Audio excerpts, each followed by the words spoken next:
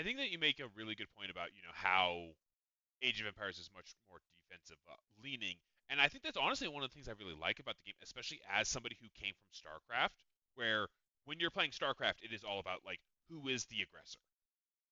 Like that advantage that you have in that game is so much is uh completely different, and I think it's very refreshing that the way that Age of Empires lets you play, you know, the defensive playstyles are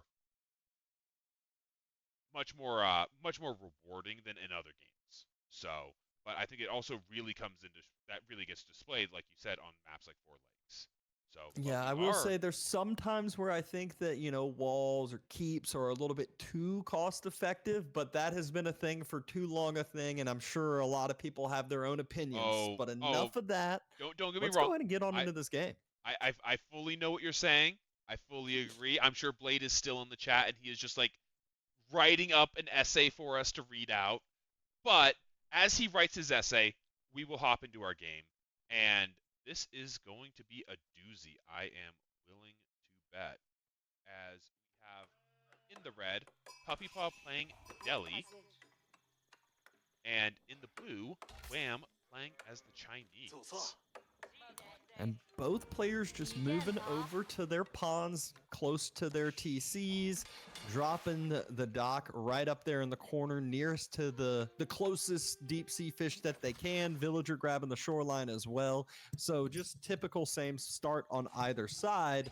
It's not going to be this early game that really depends things. It's going to be going up into feudal, seeing if any secret docks get dropped, any aggression on some of this eco and water, because that's what can kind of start to divide the map onto the land as well. Yeah, and I um out of curiosity, tell me if I'm crazy on this, but is Puppy's gold farther than it's supposed to be? Um, what? Like that looks farther to me, but when I compare it with like using It's the, the same. It's is the it? same distance. Both golds are out of range of TC fire. Actually, I think Puppies might be a half tile further away than Whams. Yeah, it might be But because that of half like, tile, it could be, if all of a sudden Wham decided to go for some early aggression, it could be a denied age up for, the perpetual time, but I don't think it will be too big of a concern. Usually you're not seeing too much early aggression on a map like Four Lakes. yeah. No, it's just I think it's because there's like that little like kind of knoll at the back of Puppy's base where the elevation change just makes it look farther than it actually is. It threw me off. Yeah, that could be it as well. Actually, now that I look at it again next to the TC and clicking on it, I think it's the same exact distance. Okay, well, Actually, no. The box of the gold of Whams is touching the ring. The box of the gold of Puppies is not. So it's a half tile. okay. Well, we have had the so empirically Puppy has the worst spawn by half a tile. Is what we're getting at. He's Delhi though. It's a back gold. Is it really Yeah. bad? Not really. I mean, he's already dropped the early mill to get wheelbarrow in play. So by the time he moves out to the gold, he might already have some extra movement speed on his villagers to make up for that half tile difference. Yeah. Uh, he's also oh no. So Puppy has been herding the deer into Oh, and the like his villagers next to TC, the sheep push him away. and the villager spawns out of the TC and just pushes them all back out. It's just like this is my gameplay, guys. This is exactly what happens when I try to herd deer. Is I mess it up with my own unit. Oh no. I laugh at, how well Puppy's been able to do this, but it's such a good job because it's like, what else am I going to be doing with my scout? I know what my opponent's doing. Yeah. We're now getting the point where players are dropping their second docks. Puppy paw. Okay, he moved back, grabbed up too much fish, but Wham's dropping his second dock on the same pond, so he's doubling down on the same pond. Meanwhile, Puppy, he's expanding to two different ponds. I'm really surprised that Wham is doubling on the same one. This is not what I was expecting. He has such quick production. I would actually I've seen players do this where they won't keep producing out of this one. They'll just move half the fishing boats over and make it more efficient with the drop-off speed. But no, it definitely looks like he is planning on just starting production out of this one, starting production out of the other one though, and getting that water boomed up on the southern side. And I'd expect him to move out to the west as well. But he's Yeah. moved out to gold first, so H-ups will be coming through in the next, I would say, minute.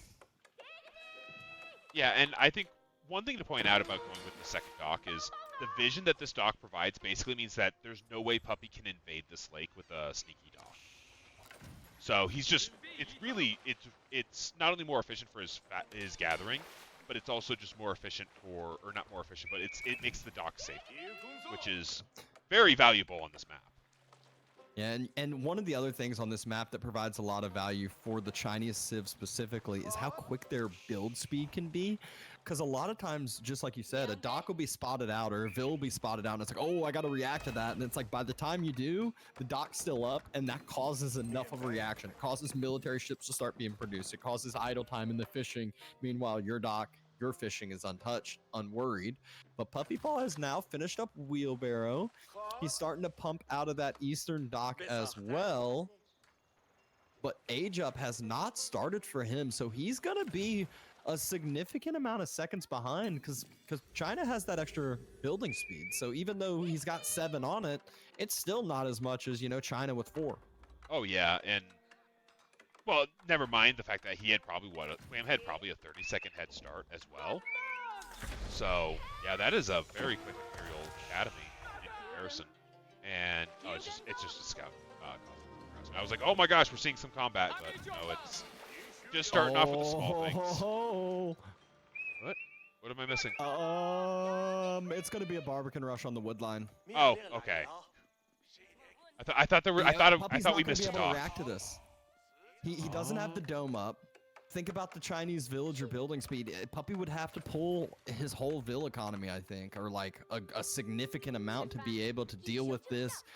When will it get scouted, if at all? You can already see the outline of it. Go into Puppy's point of view here and now see, when is his reaction? When does he spot this out, if at all? Oh, he's not going to. This is a complete dead spot. If Wham had built it on the other side, like a little bit on the southern end, it'd get spotted. But where it's at, this is so nasty. Such a beautiful setup here. There's 18 villagers on this wood line, and they're about to just immediately be in a panic. And the scout's in position, so as soon the scout's in the position that Wham's going to jump inside this Barbican. Villagers will immediately start falling. They're going to have to move to the next wood line. And look at the next wood lines. They're tiny, and they are not in the most fun spots. Oh, and here it is. Boom. Immediately runs, 1 Vil falls. Just 1. Oh, Blacksmith? Is it gonna? Oh, it's just able to be finished on up, but the Barbican's up, and it's not just gonna be the Barbican play. It is a full-on tower rush. Berries are getting towered. The gold's about to be towered. puppypaw wants to make this a fast castle. Look ahead. Look at his resources. He's trying to drop his own outpost. He realizes it might just be too late. Yeah, I don't 9 villagers are building it now. Oh god, yeah, I don't see a way where Puppy manages to save himself here. Does not get sniped out. The villagers will get that outpost up, and the scout that the scout that Wham was circling around with on the wood line got killed as well. So might not be able to fully make this play, but Wham isn't far from Castle Age himself. And oh no, villager pull! Wham wasn't ready. He didn't get arrow slits. He didn't get reinforcements in. Puppy immediately reacts to this, but this delays his Castle Age. It might have just been a full game plan from him. From Wham, 19 villagers not being on gold anymore. I like how Wham moves back to food. I like how Wham doesn't even bother killing it. He's just like, I know this is gonna burn down. Oh wow, this is. Oh no, yeah, I don't know who's winning anymore. Like this play from Wham looked so good, but all it's done is just force idle time at this point. Like I mean, it forces idle time. The key for Puppy is he still has the extra pawn, so his fishing boats are working a little bit more efficiently in a sense because Wham's kind of all over the place. Has some really far boats on the southern side, but with this Castle Age play, which he's starting to build now. How far ahead is it going to be from Wham, and what is he actually going to be able to do with it? Is it going to be one of these where he can drop 3 production buildings and have this, fast spam of units, or Is it just going to be one where he now has to wait for all of these Castle Age upgrades and he doesn't actually get an advantage with this timing? So he does have double one. dock by Wham. Puppy can't react. He's got the Delhi fishing boats, but again, this is where I was talking about. The Chinese villagers build too fast, and the dock's already up, and now this causes enough of a reaction. This is 12 fishing boats from Puppypaw that have been fully idled now. They're not dropping off food. Right as Castle Age finishes, the villagers go back for another dock. They can't build it. The fishing boats are there ready and waiting. And the astronomical clock tower comes down as well for Wham, so he's going to be catching up on the age of as well. Like, a single junk is going to come out and just completely ruin this. And there's also defensive arrow slits. The fishing boats can deal with a single junk fast enough, I think. It was first naval arrow slits. I wasn't even paying attention. Naval arrow slits finishes first. There's only enough room for 3 fishing boats. But Puppy will have to constantly micro some of these fishing boats to either heal up the lower health ones to out-heal the naval arrow slits. But now the junk's going to pop out, and this is when the damage really comes through. The fishing boats immediately turn. Will we at least see one fishing boat go down? We see the first kill. Okay. One kill. I think we can get a second one. There's the low health one. It only has 27. Oh, never mind. But think about the time this is giving Puppy. Or at the time this is giving Wham, not Puppy. Puppy is moving out, though, for the relics with 2 scholars, and I think even the sacred site as well. So wants to get some of these passive resources in the bank. Wham has, in the meantime, dropped a second dock, so he has his eco scaling, and he's idling Puppy's eco. So it's kind of this 2-for-1 victory. He took down another fishing boat. Puppy has made a couple knights to start burning the dock. He's ahead in the knight numbers and has 6 more knights in queue, so resources are pumping on in, but it's 6 knights out of 1 stable. Oh, I was gonna say I saw the 1 stable and I thought I just assumed there was. And look at Wham on the other side. His is 1 stable, but it's supervised. So numbers will be catching up for Wham pretty quickly. He's actually already almost evened out the knight numbers. He's caused enough damage and annoyance with this dock that I would say it has paid off. He took down multiple fishing boats. He's caused a Bagla to get produced out of that one. Delaying up the relic grabbing. Puppypaw has still not yet been able to drop a relic. Oh, and another scholar might get picked. Wham has another Lancer that circles around. Wololo comes in for the same one. He's got to commit to it and takes it down.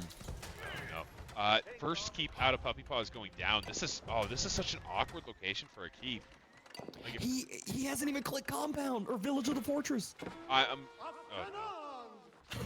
Oh no. He got armored hull clicked immediately. I thought that was village fortress for some reason, but he hasn't clicked up village fortress. This is just going to be a keep for a keep's sake, and he doesn't have a lot of resources behind this. Remember, that front wood line is still barbicaned. That back wood line is tiny.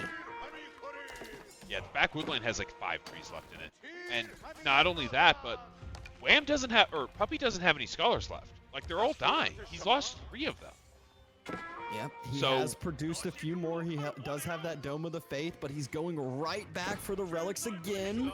Those Lancers are trying to circle around, and actually, Lancer's able to take a couple decent trades. It's a 2-for-2, though, from Puppypaw. Or from Wham, well, both. 2-for-2. Another Lancer falls on Wham's side. Puppy is moving out to the next gold, trying to prep it, trying to be ready for it. But this isn't the greatest spot to head to. Wham's going to spot it out, knows where the villager exposure is now, and will most likely keep pressuring that spot. Yeah, a 3rd keep. And Puppy's dropping another keep, though. Puppy bought the stone for this keep. He realized the village fortress had not been clicked, so 5 minutes from this point in time, unless more scholars get put inside the dome, get put inside mosques if they get dropped. But the first relic has now been dropped by Puppy, and look at what Wham's been doing. He's already got 2 that's brought back on his side now. Yeah, and Wham still has, he just has so much in the tank here. You know, like. He's throwing down archery rangers, he's throwing down barracks. Like, we're about to see a crossbowman and palace guard switch. And I don't think that there's a way for Puppy to handle that. Ooh, and another Lancer versus Lancer fight. Just a lot of these Lancers are just dying to each other. Puppy making Gazis now instead of Lancers. So a little bit faster, can maybe close the gap if he keeps the numbers together and make sure that Wam has to keep his army in one unison, or else the Gazis can kind of pick off the lower Lancers, the single 1-2 Lancers here and there, and start to build the numbers and take the fights that Puppy wants. Yeah, this is. Wam has secured the third relic, so it's going to be 3-2 relics for Wam and 0 sacred site control for Puppy. All the keeps have been very, very conservatively dropped, but eventually they're going to start producing some bills. Yeah, as soon as the Village Fortresses comes through, I think this game is going to turn around. But like right now, Wam has just a very interesting economic lead, since most of that is just through Song Dynasty. I don't think he has that much of a Song Dynasty. I guess maybe he did a little bit of damage on water, but it's been redone now at this point. But at this point, we see Puppy going Imp. Wam just dropped a second TC and isn't going to be too far behind on the Imp himself. Where did he? Palace of the Sultan. He is going to get some of these lovely, lovely elite tower elephants. They're such a cool unit when they start getting produced. Once you get a few of them too, they are scary to deal with. I am so happy to see this. I love elephants. I wish they were good. I wish that there was a way to make them, you know, an everyday unit. But this is as close as we're gonna get, and I'll take it. Puppy has done a really good job of relocating all of his economy next to the keeps. There is literally nowhere that Wam can raid. Those Gazis spot out the Lancers, as I was mentioning, and we can see where the movement speed is going to come into play. It's 5 Lancers here, it's 8 Gazis, and the Gazis were able to get a few hits, and the Lancers just turned, tucked their tail, and ran away. Yeah, I think this is the only time I can really remember ever seeing somebody not have units in their own, like not having their eco in their own base. Like it's all been just kind of pushed over the side here. Keep gets spotted out again by Wam. He's like, oh, another keep. Another keep. So Ghazi's still trying to get some damage in on those Lancers. Barbican helped out just a little bit. Wam's still not dropping Imp. He instead is just kind of getting some more in passive investment behind this. Grab the sacred sites, moving out to the middle gold. Probably going to try to take some map control, and I'd love to see some Chinese keeps as well, as we all know how strong those can be. yeah, and what is Wam doing in Puppy's base? He's trying to find eco to kill. He's trying to find damage, and he is able to close the gap on some gold villagers, but the villagers just run on away. They get under keep fire, and Wam's just throwing away units now. Yeah, I'm just so confused, because like the Lancers were just here. They saw how there was nothing here. But I mean, look at the Scholar Cube by Puppy Paw. He said, I'm Imp. I need these upgrades to come through fast. And he has 17 Scholars. that's well, he has 3 mosques, or he has 2 mosques in addition to the Dome of the Faith. Like he is really. The dome's fully filled. The Palace of the Sultan needs 1 more. He's got a few parked in some military buildings, and he's starting to pump the numbers in the mosques up. So these tech speeds are about to be super, super quick, and he gets to click all of them. But Wam, he's denying 1 of the golds. The next keep for Puppy has secured. We got 1,200 left on the next gold vein, and look at what Wam's doing. He's dropping a keep on the 8K and the water. This keep is going to be huge. No, Wam is aging up. Wam is aging up. There's a stone wall outline in Puppy's base. Oh, he is ready to age up in front of Puppy. The keep on the water went up as well, so Puppy is not going to have any gold security after that 1 in the base and after the 1,200 under the keep. I don't think we're getting to the point where gold security actually matters. Age up comes through, but there's a mangonel that just popped out. Well, the mangonel, and there's also a tower elephant.